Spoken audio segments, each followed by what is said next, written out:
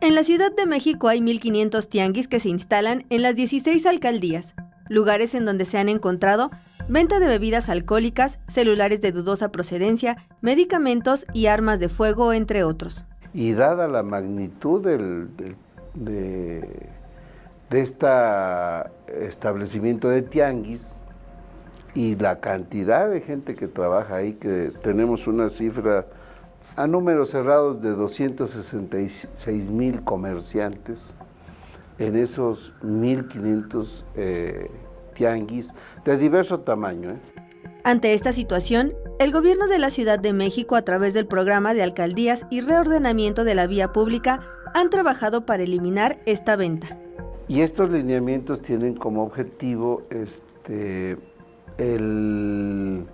pues que esos espacios ya tengan el inicio de una reglamentación. Es el inicio.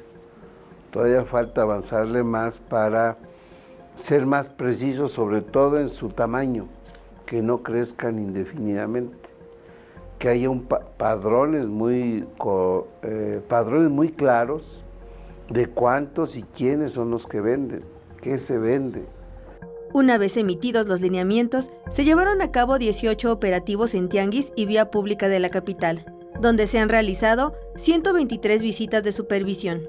Entre los productos que se han decomisado en estos operativos se encuentran celulares, tablets, laptops, cajas de medicamentos, bebidas alcohólicas, pirotecnia, cigarros y armas de fuego, entre otros. En cada operativo se cuenta con la participación de personal de la Secretaría de Gobierno, Seguridad Ciudadana, de Desarrollo Económico, de Gestión de Riesgos y Protección Civil y la Procuraduría General de Justicia.